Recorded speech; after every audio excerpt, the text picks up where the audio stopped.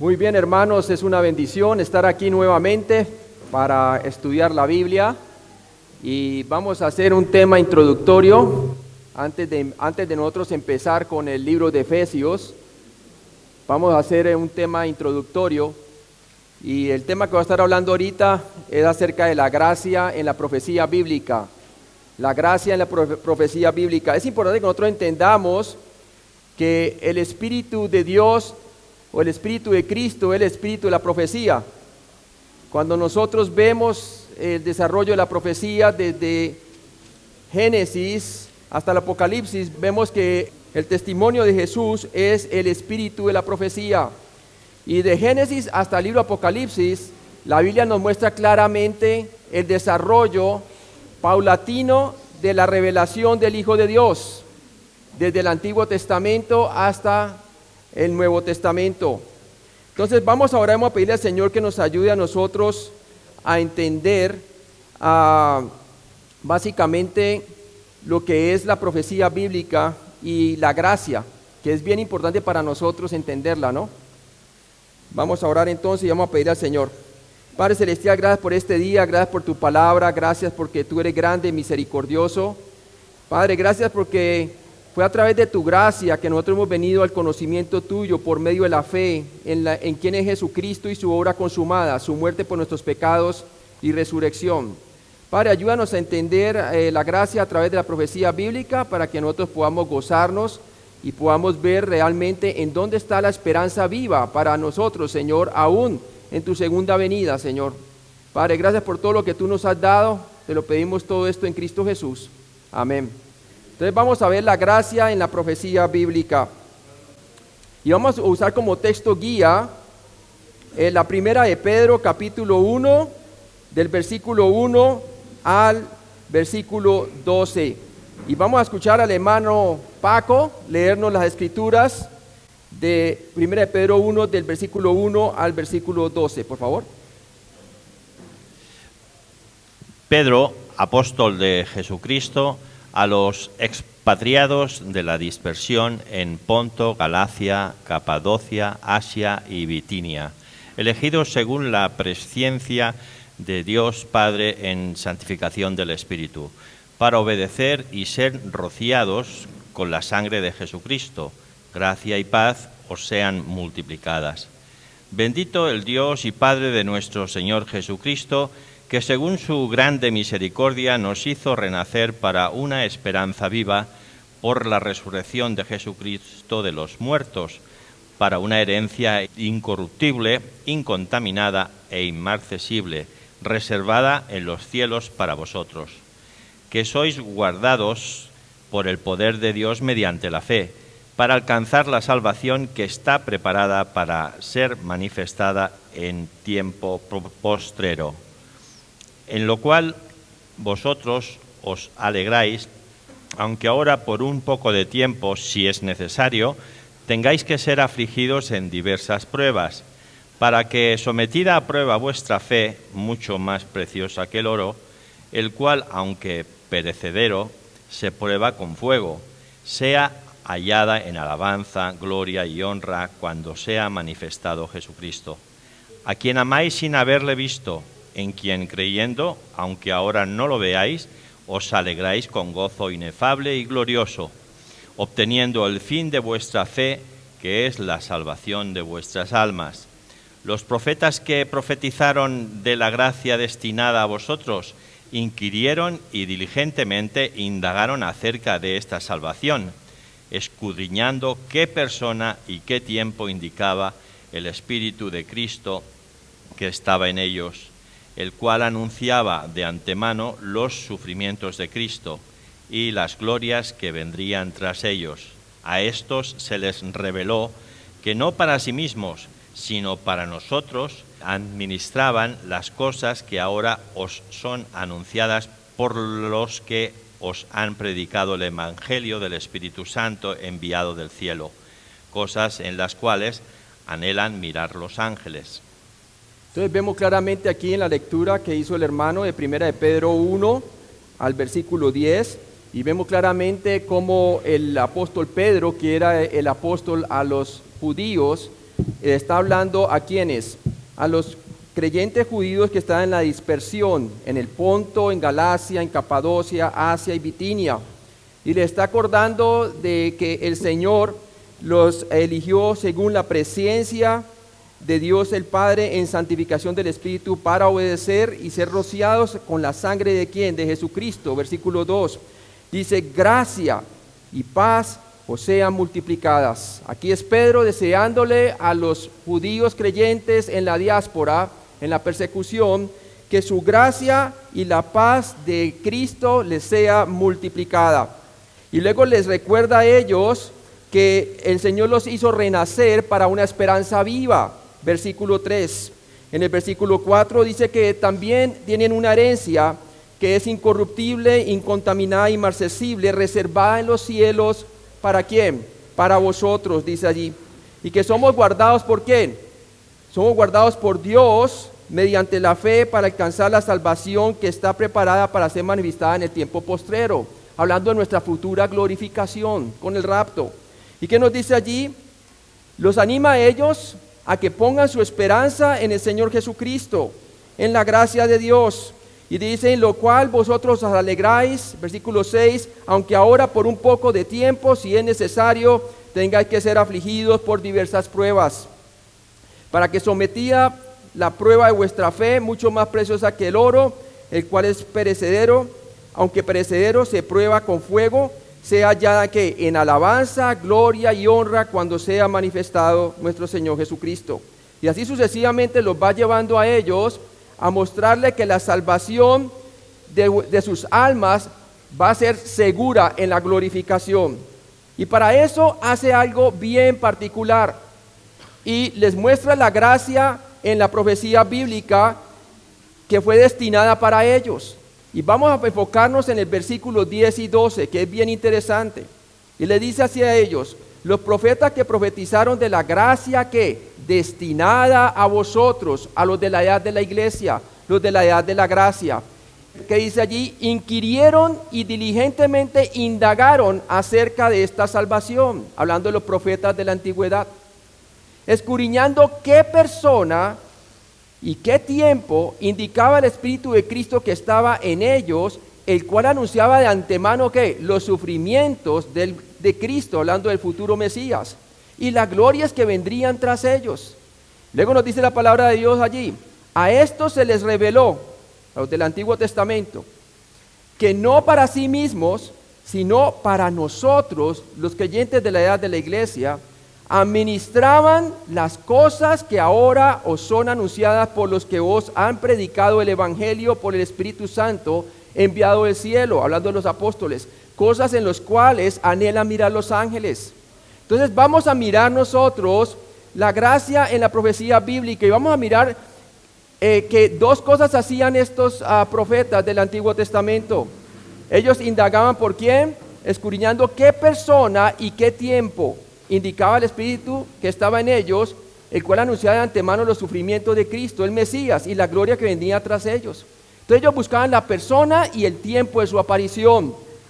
Y vamos a ver esas profecías de la gracia destinada a nosotros desde la época antediluviana, antes del diluvio. Encontramos la primera profecía que la dice Dios mismo. Cuando Adán y Eva caen en pecado, ¿verdad? Tenemos lo que dice Génesis capítulo 3, versículo 15 y versículo 21. Por favor, ¿lo lees? Génesis 3:15. Y pondré enemistad entre ti y la mujer, y entre tu simiente y la simiente suya. Esta te herirá en la cabeza y tú le herirás en el calcañar. Génesis 3:21. Y Jehová Dios hizo al hombre y a la mujer túnicas de pieles y los vistió. Entonces es bien particular esta profecía porque la llamamos la profecía del protoevangelio. Y esta es la primera profecía que Dios mismo ofrece a Adán y Eva en medio de ¿qué? De la caída del Edén.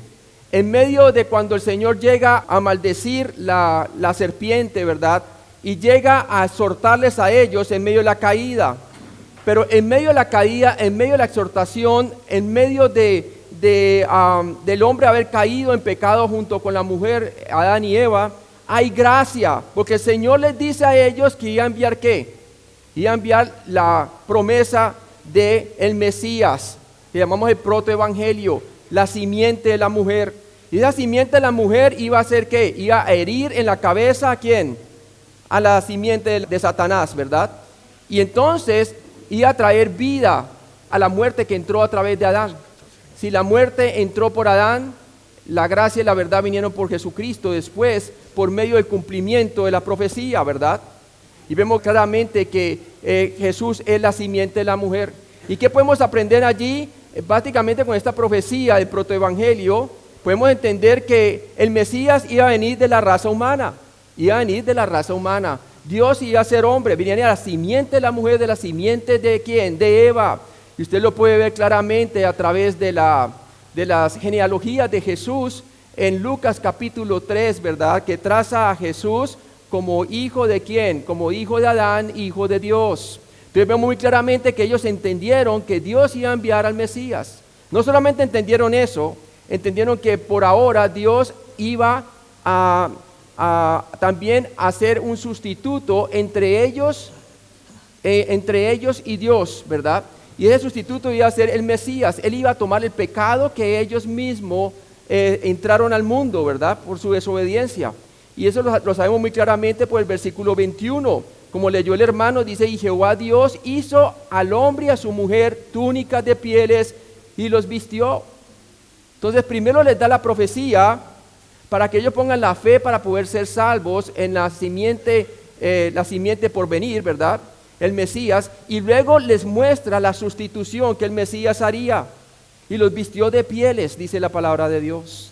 Les mostró que era a través de un sacrificio de sangre que ellos podrían ser nuevamente restituidos en comunión con Dios, y así fue que ellos alcanzaron la salvación de Dios. Vemos que después ellos le enseñaron a Abel y a Caín, ¿verdad? Cómo realmente ¿qué? Aproximarse a Dios por medio de un sacrificio de sangre. Obviamente Abel creyó, pero Caín no. Y vemos claramente por qué el testimonio de ¿quién? De Abel hasta el día de hoy habla a un muerto, ¿verdad? ¿Por qué? Porque él creía, él se aproximó a Dios por la fe en la profecía del protoevangelio.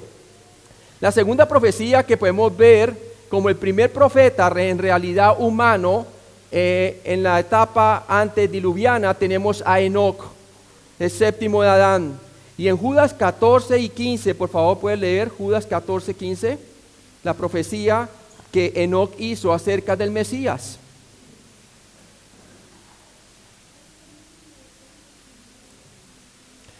De estos también profetizó Enoc, séptimo desde Adán, diciendo, he aquí vino el Señor con sus santas decenas de millares. Versículo 15.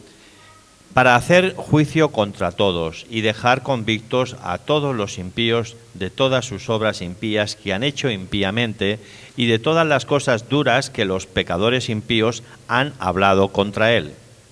Entonces vemos aquí otra revelación más acerca del Mesías. No solamente iba a ser un Mesías sufriente, como el protoevangelio de Génesis 3:15 y versículo 21, ¿verdad?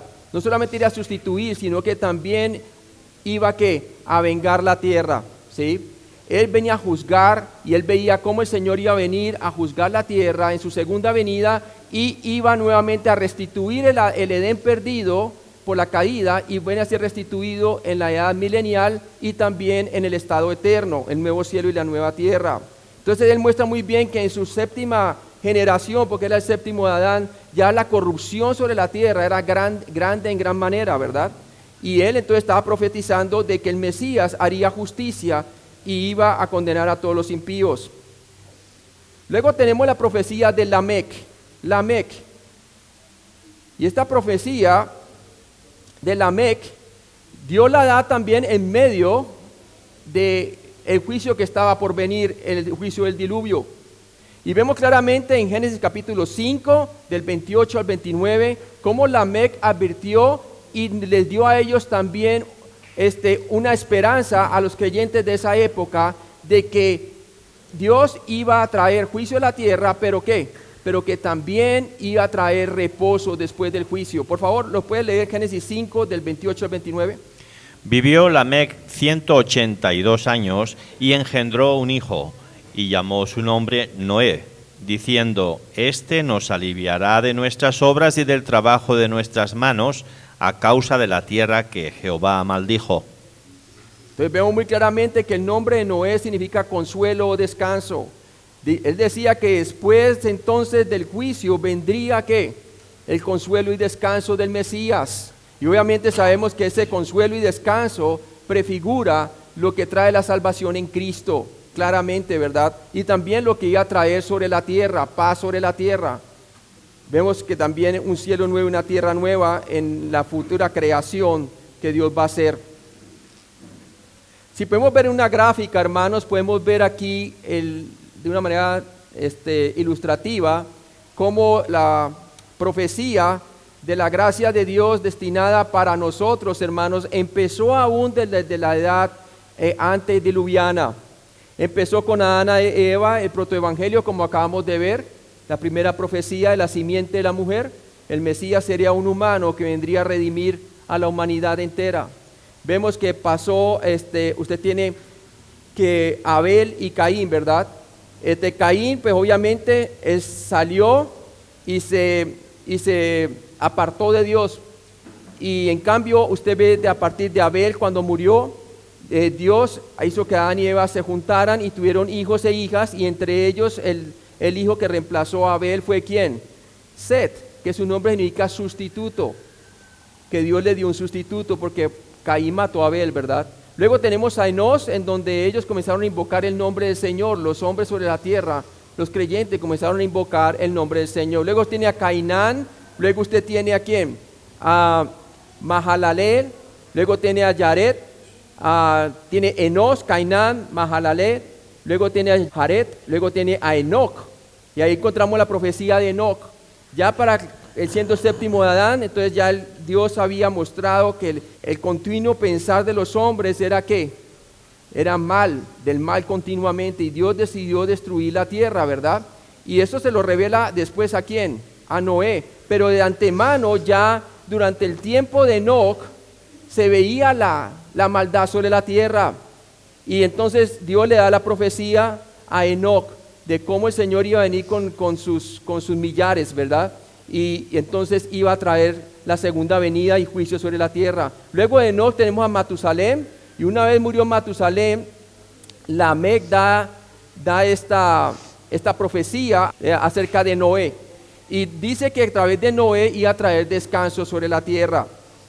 Es bien importante nosotros saber, hermanos, que los nombres hebreos de las personas antediluvianas tienen un significado profético en el hebreo. Por lo menos usted tiene a Adán, su nombre se llama hombre, traduciéndolo al español del hebreo. Set, designado. Enós, mortal. Cainán, habitación. Mahalalel, el Dios bendito. Yared o Jared, él vendrá abajo o descenderá. Enoc, instruir, iniciación o enseñanza. Matusalén, su muerte traerá. Lamec significa cautivo o esclavo, y Noé, consuelo o descanso. Y al usted poner estos nombres juntos, se leería así: nombres con un sentido profético.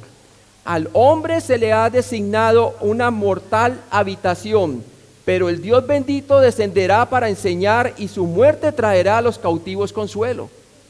Es interesante ver eso, ¿no?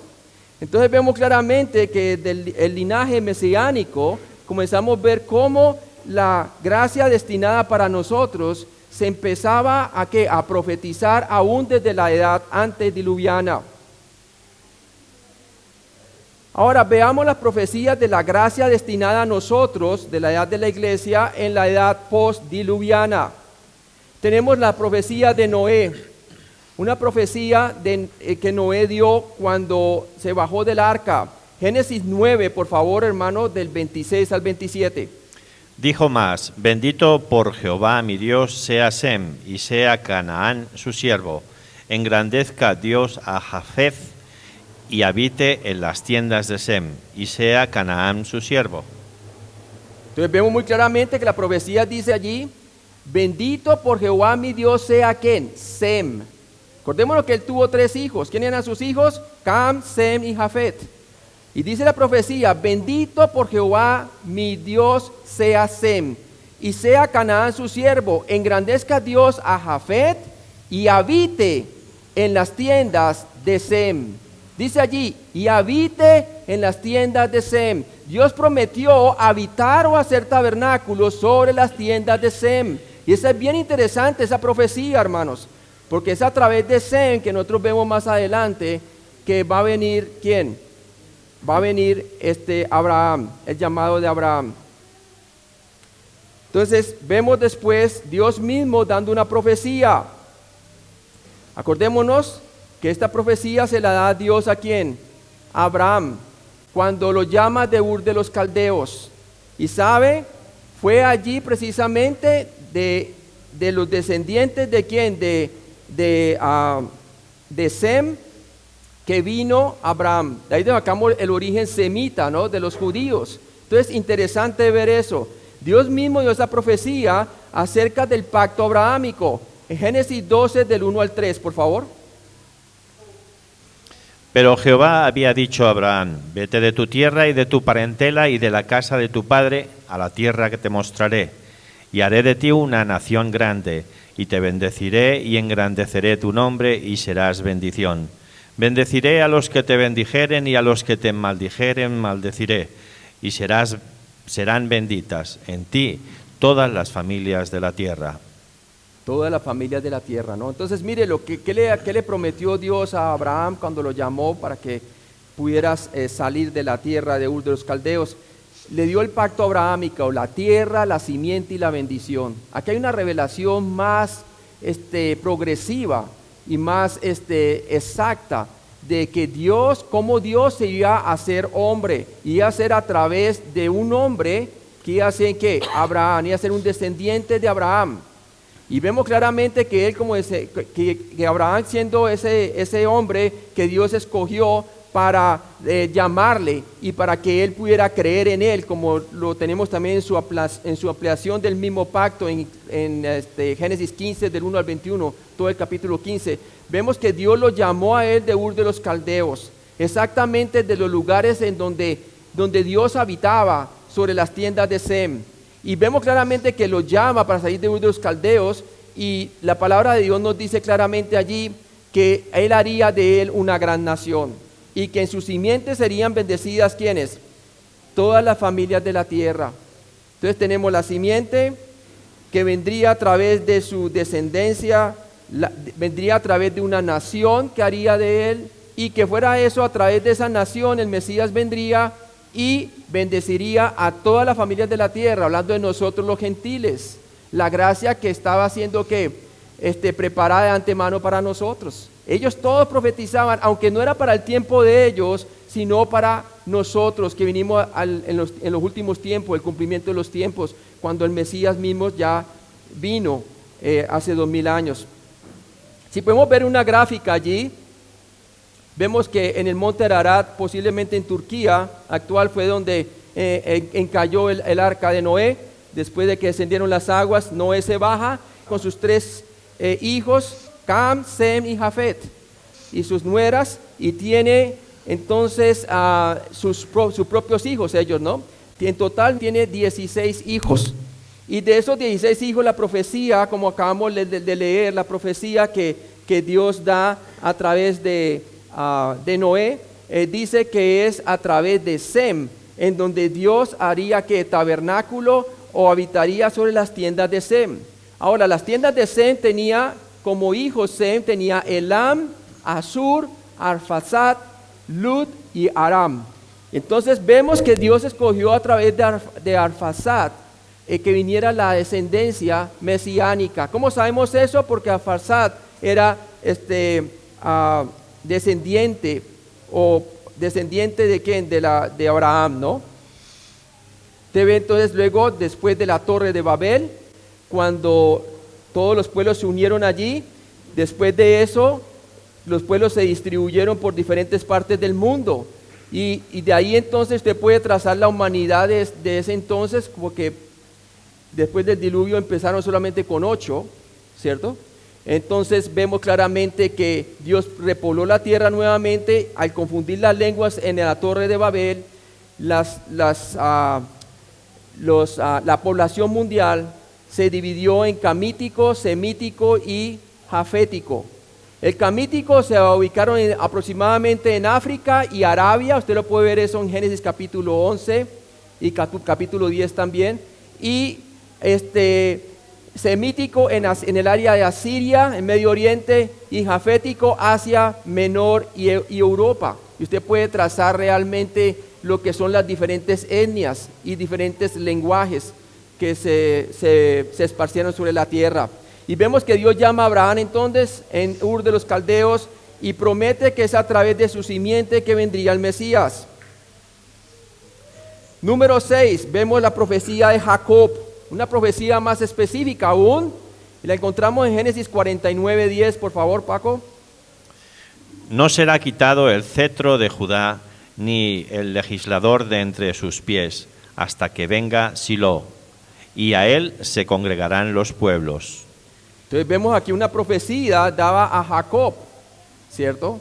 Tenemos que Abraham tuvo a Isaac, Isaac tuvo a Jacob, y esta profecía la da Jacob ya cuando está ya viejito, a punto de morir, ¿verdad? Y dice prácticamente que no será quitado el cetro de Judá. Nos dice que es a través de las 12 tribus que se formaron a partir de ¿quién? De los hijos de Jacob, sus 12 hijos. Judá iba a ser la tribu escogida. ¿Para qué? Para que vendría el Mesías, la tribu de Judá. El Mesías vendría de la tribu de Judá. Y la profecía decía que el cetro vendría de Judá, el legislador entre sus pies, dice la palabra. Y luego vemos más adelante, vamos a ver otra profecía, pero veamos esta gráfica, y en esta gráfica podemos ver nosotros entonces después de la época patriarcal. Tenemos a Abraham, salió de Ur de los Caldeos, y dice la palabra de Dios que él tuvo 8 hijos, ¿verdad? Pero 2 de ellos, vamos a enfocarnos en ellos, uno es Isaac y el otro es Ismael. De Ismael tenemos entonces que cuando Dios lo manda junto con Ismael, junto con su madre, ¿verdad? Es puesto ¿dónde? A que se vaya hacia el área de Arabia Saudita. Y usted puede ver en Génesis capítulo 25 del 12 al 16, usted ve cómo ellos se asientan y forman lo que son los 12 príncipes de Arabia Saudita, y se formó Arabia Saudita actual, ¿no? De ahí fue que se esparció toda la parte árabe.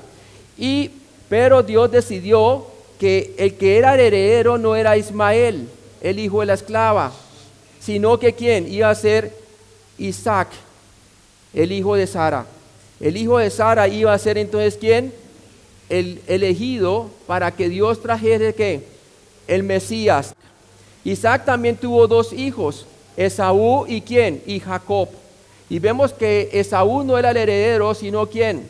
Dice la palabra de Dios, el heredero del pacto abrahámico iba a ser únicamente a través de ¿quién? De Jacob. Vemos que Jacob después, su nombre es cambiado a Israel, en Génesis 32:28, y se forma la nación de Israel. Son las 12 tribus, las puede ver usted allí: Rubén, Simeón, Leví, Judá, Isaacar, Zebulón, José, Benjamín, Dan, Netfalí, Gad y Aser. Pero Dios escogió que el cetro vendría a través de ¿quién? A través de Judá, vendría el Mesías. Y así entonces vemos claramente que así se formaron la nación de Israel, pero Dios escogió que vendría de una tribu específica de Judá. Luego vemos el profeta Natán. Hay muchas más profecías, pero estas son las más relevantes, como para que podamos ver cómo la gracia destinada para nosotros también fue anunciada por los profetas postdiluvianos. Entonces tenemos a Natán. En 2 Samuel 7:12 nos da una revelación más específica acerca del Mesías. Nos dice que este Mesías no solamente iba a venir de la tribu de Judá, sino que también este Mesías iba a tener un reino, Y puede leer por favor 2 Samuel 7:12. Y cuando tus días sean cumplidos y duermas con tus padres, Yo levantaré después de ti a uno de tu linaje, el cual procederá de tus entrañas, y afirmaré su reino.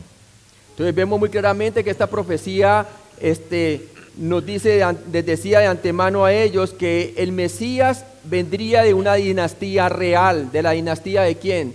De David, que iba a ser un rey. Iba a ser un rey sobre la tierra, porque dice, y cuando tus días sean cumplidos y duermas con tus padres, le dijo a David, yo levantaré después de ti a uno de tu linaje, el cual procederá de tus entrañas y afirmará su reino. Y si usted sigue continuando leyendo la profecía, dice que su reino será para siempre. Entonces está hablando del Mesías. Natán le dio esa profecía, ¿a quién? A David. Luego tenemos a Isaías. El profeta Isaías nos da más en detalle acerca de cómo este Mesías rey iba a venir sobre la tierra. Y era a través de un nacimiento virginal. Isaías 7:14. Por tanto, el Señor mismo os dará señal. He aquí que la Virgen concebirá y dará a luz un hijo, y llamará su nombre Emmanuel. Emmanuel. Y sabemos que Emmanuel significa que Dios con nosotros. Dios con nosotros. Entonces demostraba claramente cómo iba a nacer a través de un nacimiento virginal. Luego tenemos la profecía de Miqueas 5:2, por favor. Esta nos dice de dónde saldría el Mesías. Pero tú, Belén Éfrata, pequeña para estar entre las familias de Judá, de ti me saldrá el que será el Señor en Israel, y sus salidas son desde el principio, desde los días de la eternidad. Desde los días de la eternidad. Entonces muestra muy claramente que iba a nacer ¿en dónde? En Belén, ¿cierto? Belén Efrata. Y entonces por eso se sabía muy bien cuando vino el cumplimiento del tiempo y Dios envió a su hijo, entonces se sabía de dónde vendría el Mesías, de Belén. Increíble cómo la profecía es siendo precisa, en detalle, a medida que la revelación de Dios iba siendo progresiva a su primera venida, ¿verdad? Y luego tenemos la profecía de Daniel 9:24. ¿Por qué les digo esto, hermano? Acuérdense lo que estamos leyendo en Primera de Pedro, que estos miraban quién era la persona y el tiempo de su aparición.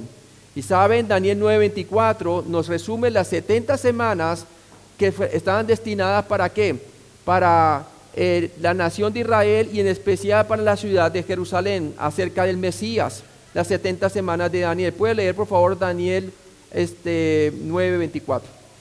70 semanas están determinadas sobre tu pueblo y sobre tu santa ciudad, para terminar la prevaricación y poner fin al pecado, y expiar la iniquidad, para traer la justicia perdurable, y sellar la visión y la profecía, y ungir al Santo de los santos. Entonces muestra muy claramente las profecías hasta que vendiera el Mesías y pusiera todo en orden la edad milenial, su trono sobre la tierra. Entonces muestra muy claramente los tiempos y muestra que obviamente en Daniel 9, el 24 al 27, más ampliada la profecía, le muestra que al Mesías se le quitaría la vida, ¿verdad? Y ellos podían contar los días, podían contarlos desde de la deportación de Babilonia en adelante y podían darse cuenta exactamente los tiempos de la aparición del Mesías en la escena mundial, ¿verdad? Cuando vino y se hizo hombre. ¿Por qué es importante todo esto, hermano? Es bien importante que nosotros sepamos que esto lo está diciendo Pedro a ellos, animándoles que ellos tenían una esperanza viva en medio de ¿quién? De su audiencia en la primera de Pedro, que eran ¿quiénes? Los expatriados, aquellos que estaban viviendo la dispersión, judíos creyentes, perseguidos, ¿cierto? Estos también van en paralelo a Santiago, que describe a ¿quién? A los hermanos que están en la dispersión de las 12 tribus, salud, ¿no? Y ambas, la epístola de Santiago y la de Pedro también nos muestran la persecución y los invita a ellos a poner la esperanza en la esperanza viva de Cristo, acordarse de quién, de que ellos deben de estar bien gozosos, de que en medio de las pruebas tenían en quién apoyarse, porque tenían la revelación plena del Mesías, el Mesías ya había venido.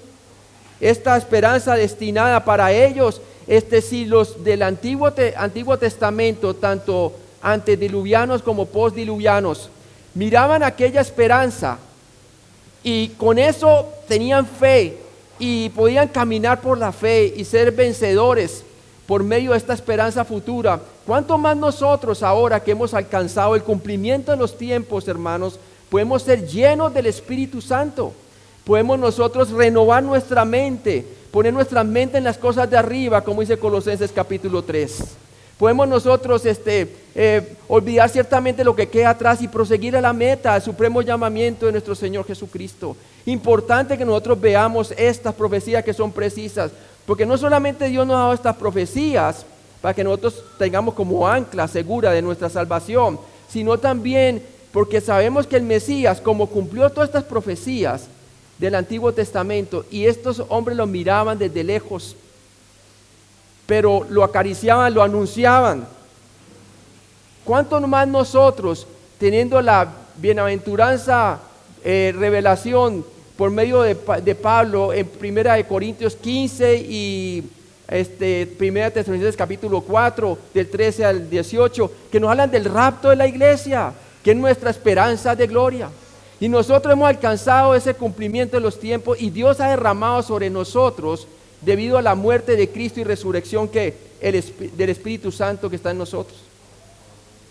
Y como vamos a ver en el libro de Efesios, Pablo nos manda a nosotros a que no seamos, a que no nos dejemos embriagar por las cosas de este mundo, sino más bien que seamos llenos ¿de qué? Del Espíritu Santo. Vamos ahí por favor a Efesios capítulo 5, por favor.